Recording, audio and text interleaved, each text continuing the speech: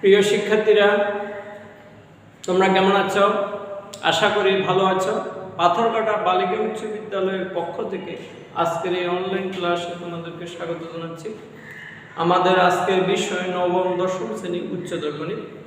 আমরা আজকে দ্বিতীয় অধ্যায় থেকে পাঠটি আলোচনা করব।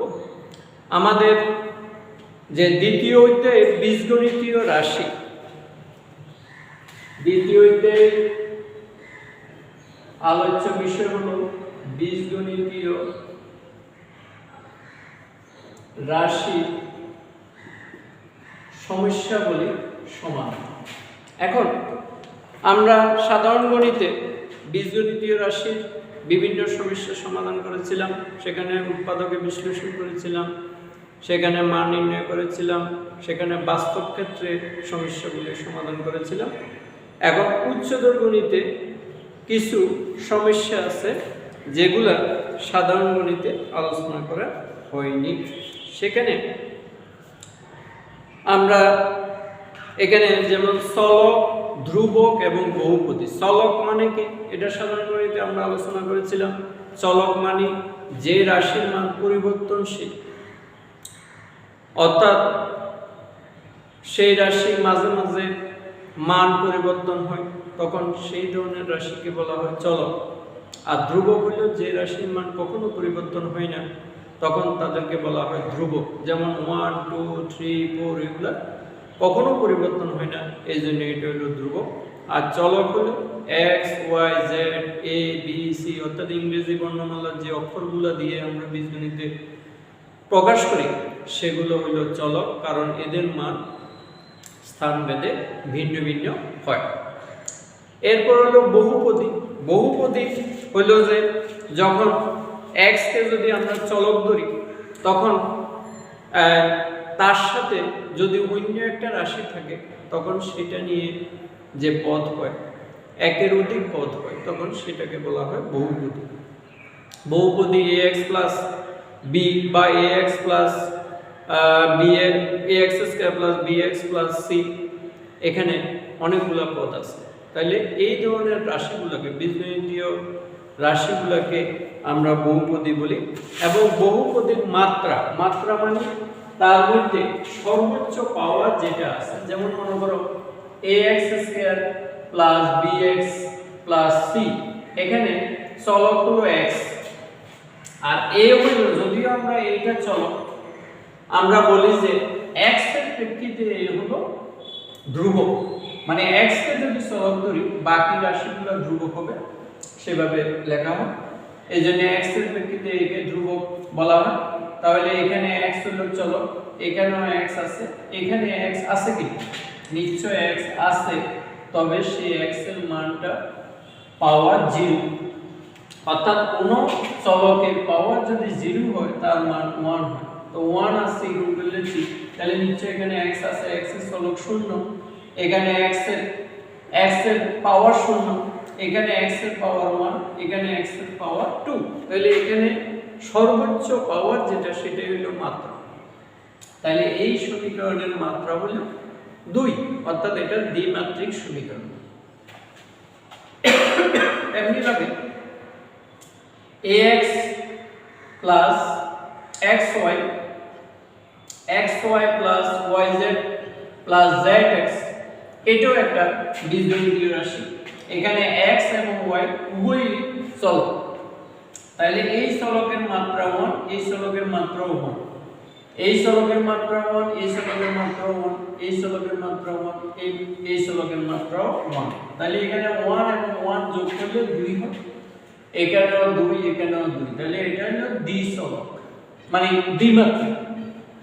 এবং এখানে দ্বিমাত্রিক হওয়ার কারণে তাহলে এটা সমমাত্রিক হয়েছে, কারণ তার সবগুলা রাশির মাত্রা সমান।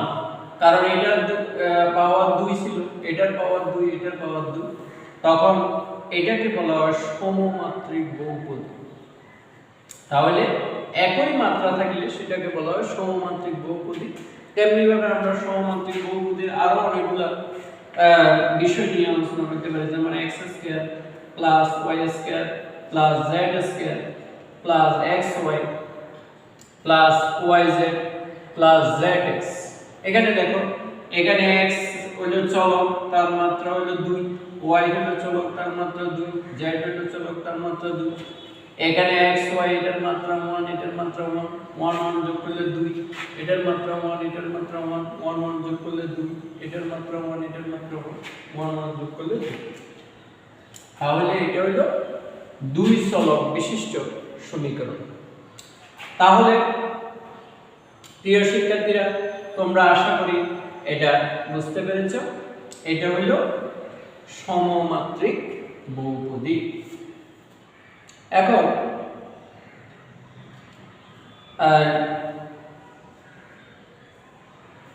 এরপর হলো সমমাত্রিক বহুপদী আমরা বুঝলাম। এরপর হলো প্রতিসম রাশি। প্রতিসম রাশি হলো যেমন আমরা এখানে x plus Y plus Z, এটার মধ্যে যে কোনো দুইটাকে যদি আমি পরিবর্তন করে দিই, x এর জায়গায় যদি আমি y লিখি, y এর জায়গায় যদি x লিখি, আর z এর জায়গায় যদি z বসাই দিই, তাহলে এই রাশিটা পরিবর্তন হয়েছে কিনা? কারণ এই রাশির মধ্যে x y z আছে, এই রাশির মধ্যে x y z আছে। তাহলে যখন কোন বহুপদীর মধ্যে যে কোনো দুইটা চলক পরিবর্তন করার কারণে যদি ওই বহুপদী রাশিটি একই থাকে, অর্থাৎ পরিবর্তন না হয়, তখন সেটাকে বলা হয় প্রতিসম রাশি। আর চক্রগমিক রাশি কোনটি? যেমন এই রাশিটার মধ্যে যদি আমি x এর জায়গায় y লিখি, তাহলে y স্কয়ার, y এর জায়গায় z লিখি, z স্কয়ার, z এর জায়গায় x লিখি, x স্কয়ার, আর x y এর জায়গায় যদি আমি x এর জায়গায় y লিখি, y এর জায়গায় z লিখি, y এর জায়গায় z, x z এর জায়গায় x, z x, z এর জায়গায় x, y z এর জায়গায় x, x এর জায়গায় y যদি লিখি, তাহলে দেখো এটাকে যেটা আমি লিখছি সেটা আগেরটার সাথে মিল আছে কিনা। যেমন এখানে x স্কয়ার, এখানে x স্কয়ার আছে, এখানে y স্কয়ার, এখানে y স্কয়ার আছে, এখানে z স্কয়ার, এখানে z স্কয়ার আছে, এখানে yz, এখানে yz আছে, এখানে zx, এখানে zx আছে, এখানে xy, এখানে xy আছে। তাহলে আগেরটার সাথে মিল আছে। তাহলে যে সকল বীজগণিতীয় রাশির মধ্যে পরপর তিনটা চলক পরিবর্তন করার কারণে যদি ওই রাশিটা একই থাকে, তখন সেইটাকে বলা হয় চক্রগমিক রাশি।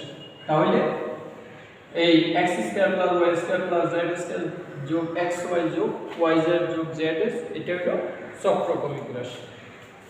আশা করি তোমরা চক্রগমিক রাশি সম্বন্ধে বুঝতে পেরেছো। এরপর হলো এই ওইতে যে জিনিসগুলো দরকার, যেমন এখানে যে আমরা মাত্রা সম্পর্কে বলেছিলাম, যেমন আরেকটা সমীকরণ যদি আমি লিখি, যেমন 3x square plus 3x plus 5। এখন এই রাশিটার মধ্যে সবচেয়ে পাওয়ার যেটা বড় সেটা হলো কি 2। তাহলে এটা হলো দ্বিমাত্রিক রাশি এবং যার পাওয়ার বেশি সেটাকে বলা হয় মুখ্য পদ। যার পাওয়ার বেশি তাকে বলা হয় মুখ্য পদ, আর এটা হলো ধ্রুব পদ। এটা হলো ধ্রুব পদ। তাহলে এটা হলো মুখ্য পদ, এটা হলো কি ধ্রুব পদ। তাহলে মুখ্য পদের মধ্যে যে রাশিটা মুখ্য পদের যে চলক আছে, চলক ব্যতীত যে সংখ্যাটা আছে সেটাকে বলা হয় মুখ্য সহগ। তাহলে এখানে তিনকে বলা হবে মুখ্য সহগ, তিনকে বলা হয় মুখ্য সহগ, আর 5কে বলা হয় ধ্রুবক। আশা করি তোমরা এটা বুঝতে পেরেছো। এরপর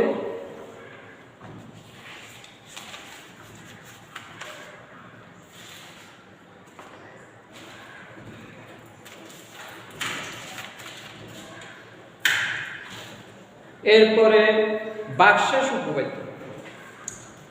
ভাগশেষ উপপাদ্য হলো যদি পি অফ এক্স ধনাত্মক মাত্রার বহুপদী হয়। আমরা যেমন এখানে পি অফ এক্স সমান 3x square plus 5x plus 6 এটা লিখলাম। তাহলে এখানে ধনাত্মক মাত্রা কেন বলা হয়েছে? এই সমীকরণ এই রাশিটার মাত্রা হলো 2। তাহলে এই 2টা কি প্লাস 2 না মাইনাস 2? প্লাস 2। তাহলে সেজন্য এটা হলো প্লাস বিটা, এই জন্য এটা হলো ধনাত্মক মাত্রা।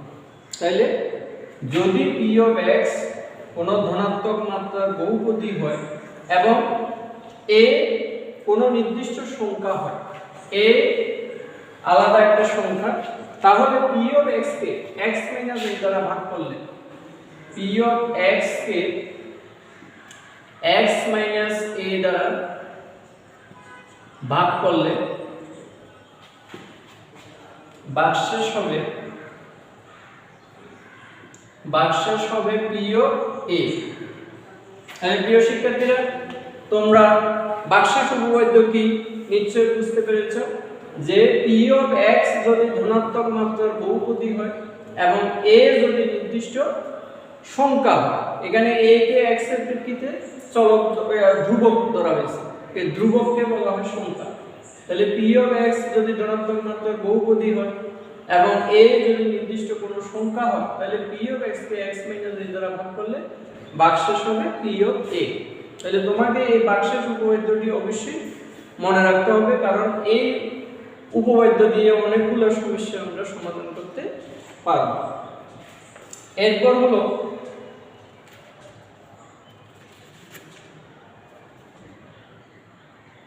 উৎপাদক উপপাদ্য।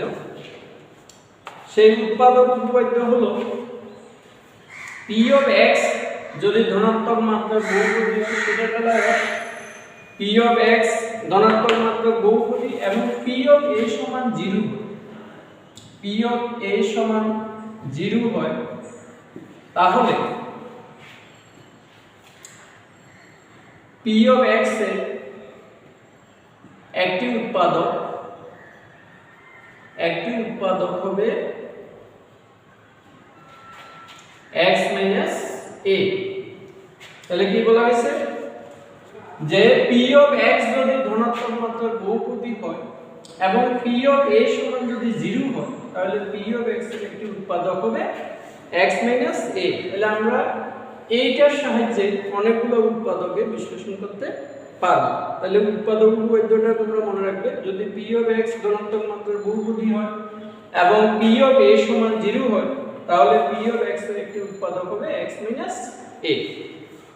এখন এই উৎপাদক উপপাদ্যের আবার একটা বিপরীত প্রতিক্রিয়া আছে, সেটা হলো কি পি অফ এক্স যদি ধনাত্মক মাত্রার বহুপদী হয় এবং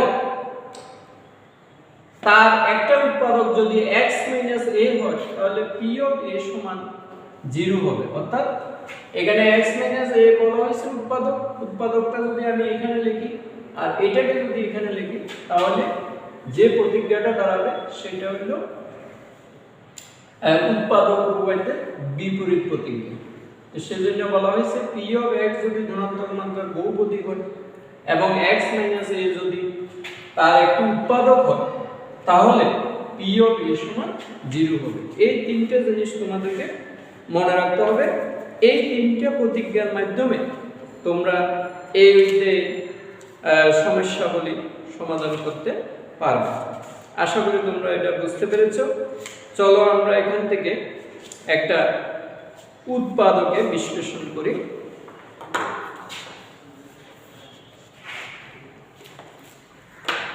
সেটা হলো তোমাদের পৃষ্ঠা 53 পৃষ্ঠা,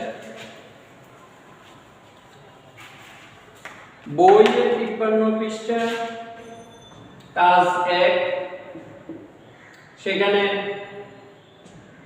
কয়ের 1 নাম্বার, সেটা হলো উৎপাদকে বিশ্লেষণ করার জন্য বলছে, লিখছে a into b square minus c square plus b into c square minus a square plus c into a square minus b square.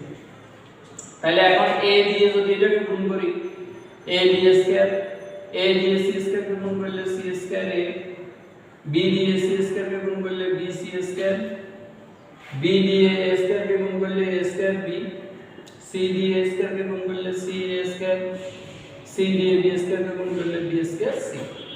ইচ্ছা করলে আমরা এই রাশিটাকে আমরা গুণ করব না, এটা রেখে দেব, কারণ আমাদের প্রথম কাজ হলো এখান থেকে a b কমন নেওয়া।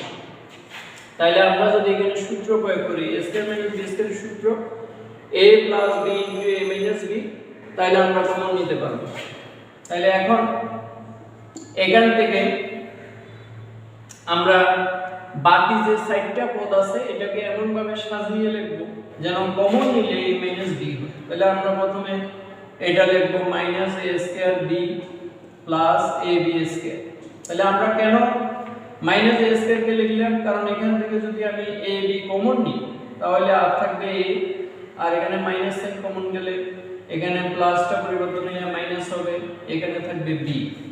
এরপর তাহলে এই দুইটা লিখলাম, আর বাকি দুইটা হলো কি minus c square a plus bc square, আর প্লাস এখানে c a square minus b স্কয়ারের সূত্র হলো a plus b into a minus b। তাহলে এই দুইটা থেকে যদি আমি মাইনাস ab কমন নিই তাহলে আর থাকবে a মাইনাস b, এই দুইটা থেকে যদি c স্কয়ার কমন নিই a মাইনাস b, আর এখানে c দ্বারা এটাকে যদি গুণ করে দিই ca প্লাস bc, আর এখানে হবে a মাইনাস b। তাহলে দেখো এখানে কয়টা পদ আছে, a একটা পদ, a একটা পদ, a একটা পদ। এই তিনটা পদ থেকে কি কমন যায়, a মাইনাস b। তাহলে এখানে থাকবে a মাইনাস b কমন যাবে, আর বাকি থাকবে minus ab minus c square plus এখানে a মাইনাস b কমন চলে গেল, আর থাকলো কত ca প্লাস bc। তাহলে এখানে কি হবে a মাইনাস b। এবার এখানে যে পদগুলো আছে সেগুলোকে এমন ভাবে সাজিয়ে লিখব যেন কমন নিলে b মাইনাস c হয়। তাহলে আমরা কি কি নিতে পারি, যেমন মাইনাস ab আর প্লাস ca নিতে পারি। তাহলে মাইনাস ab প্লাস ca, আর এখানে plus bc minus c square এভাবে লিখব। তাহলে এরপর কি হবে a মাইনাস b, এখানে সেকেন্ড ব্র্যাকেট দিয়া এখান থেকে যদি মাইনাস a কমন নিই তাহলে আর থাকবে b মাইনাস c, এখানে যদি c কমন নিই আর থাকবে b মাইনাস c। তাহলে এই দুইটা তো a মাইনাস b কমন, আর থাকবে b মাইনাস c কমন, আর থাকবে মাইনাস a প্লাস c। এখন এটা থেকে যদি আমি মাইনাস সাইন কমন নিই তাহলে হয়ে যাবে যে a minus b, b minus c, c minus, এখানে মাইনাস সাইন কমন নিতে হবে না যেহেতু c টা প্লাস আছে, c মাইনাস a। তাহলে দেখো এই যে আমরা এই জিনিসটা করলাম, তাহলে এটাই হলো এটার উৎপাদক। তাহলে দেখো এখানে a কে যদি b বানাই, b কে যদি c বানাই, c কে যদি a বানাই, তাহলে এটা একটা সূত্রক্রমিক রাশি হবে। এখন দেখো এই সূত্রক্রমিক রাশির উৎপাদকগুলো তোমরা নিজে নিজেই এর উত্তর কত হবে সেটা বের করতে পারবে, কারণ এটা যখন নৈর্গত্যিকে আসবে যে এটার উৎপাদক কোনটি, তাহলে তুমি যদি অঙ্ক করে বের করতে চাও তাহলে অনেক সময় চলে যাবে। কিন্তু তুমি যদি কৌশলটা অবলম্বন করতে পারো যে এটার উৎপাদক কি বলতে পারে, তাহলে তুমি অঙ্ক না করেই উত্তর বলতে পারবে। কিভাবে দেখো, এখানে a হলো এক মাত্রা, b হলো দুই মাত্রা, তাহলে এখানে কয়টা মাত্রা, তিনটা মাত্রা। a এবং b স্কয়ার যদি আমি গুণ করি তাহলে 3ab স্কয়ার হবে। তাহলে ab স্কয়ার এর মধ্যে a হলো এক মাত্রা, b হলো দুই মাত্রা, তাহলে তিন মাত্রা। তো তিন মাত্রার চক্রক্রমিক উৎপাদক হবে a b, b c, c c। আর এখানে ব্র্যাকেটের আগে যদি কম মাত্রা থাকে, ব্র্যাকেটের পরে যদি ব্র্যাকেটের ভিতরে যদি বেশি মাত্রা থাকে তাহলে এখানে প্রথমে প্লাস হবে, আর যদি ব্র্যাকেটের আগে যদি বেশি মাত্রা থাকে আর ব্র্যাকেটের ভিতরে যদি কম মাত্রা থাকে তাহলে এখানে হবে মাইনাস। তাহলে দেখো এটার উৎপাদক হলো a minus b b minus c c minus. এখন বলো তো 2 নম্বরের উৎপাদক কি হবে? এটা গুণ করে দেখো a স্কয়ার আর b গুণ করলে a স্কয়ার b, তাহলে এখানে 3 মাত্রিক, তাহলে এটার উৎপাদক হবে a minus b b minus c c minus a। যেহেতু ব্র্যাকেটের আগে 2 মাত্রা আছে, ব্র্যাকেটের ভিতরে 1 মাত্রা আছে, তাহলে নিশ্চয়ই সেখানে মাইনাস হবে। তাহলে এটার উত্তর আসবে minus a minus b b minus c c minus a। এই জিনিসগুলোর সমাধান, এই উৎপাদকগুলোর সমাধান এই সিস্টেমে করতে হবে। তো তোমরা বাসায় এই অঙ্কগুলো ভালো করে অনুশীলন করবে এবং এই অঙ্কটা তোমরা বারবার দেখবে, ভিডিওটা বারবার টেনে টেনে দেখবে কিভাবে আমরা করেছি। এটার আলোকে বারবার তোমরা বাকি অঙ্কগুলো, অর্থাৎ এখানে যে কাজটা আছে 53 পৃষ্ঠার কাজ আমরা কয়ের 1 নম্বর করেছি, আর বাকি অঙ্কগুলো তোমরা বাসায় ট্রাই করবে। আজকে এই পর্যন্ত। সবাই সুস্থ থাকো, ভালো থাকো, নিরাপদে থাকো, এই আশাবাদ ব্যক্ত করে আজকে ক্লাস এখানেই সমাপ্ত ঘোষণা করেছি। ধন্যবাদ সবাইকে।